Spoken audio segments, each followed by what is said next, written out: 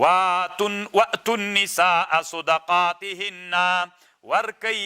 ښځو ته مهرونه د دوی نحلتن دا پارس ده له طرفه د الله فإن طبنا که چیرته راضي سولې دوی تاسې لره عن شیء منه له یو شي د دې مهر نه فکلوه ویې خورئ هنیئا خوندور مریئا بې ضرره یعنی که تاسې ښځې سره نکاح وکړله د تا ښځې تا ته د زړه د اخلاصه مهر در هبه که بیا یې وخوره خوندورو او بې ضرره یې وخوره تاوان نه درته کوي اوس طالبانو ورونو دلته یوه خبر د سره واورئ ښځه ده ښځه میړه ته یې هغه مهر خو پې فرض واجب ده چې ورکوي به خو ښځې مهر چا ته هبه که صحیح ده طالبانو ورونو خو دلته یوه خبر دا ده چې د واده په شپه یې که دا مهر هبه که څنګه ده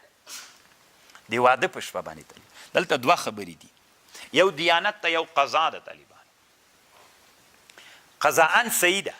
که د واده په شپه یې هبه که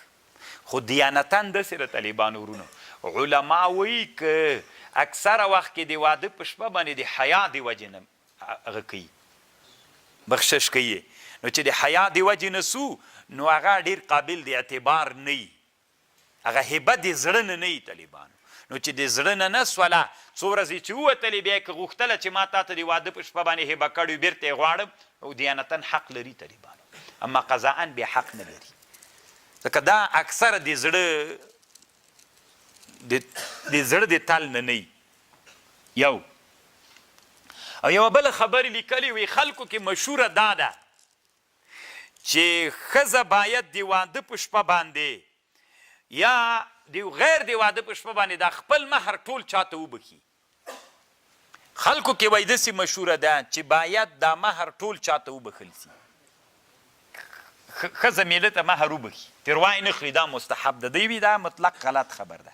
هیڅ کله طالبانو مستحب نه ده چې ټول مهر بول صرف دومره اندازه قدر تسته ده چې ښځه که مهر ډېر لږ تخفیف دې وکړي نور دې ترنه واخلي اما دا مستحب نه ده چې وروی بکړي موږ تاسې ټولنه کې طالبانو د مهر مسله هم داسې هماغه د ولور مسلې دي چې پلار واخیستلې نور نجلۍ ته څوک مهر نه ورکوي او یوه خبر طالبانو ورونو دلته یو ډېره ښه خوندوره خبر دا کړې ده د دې مسلې متعلق باندې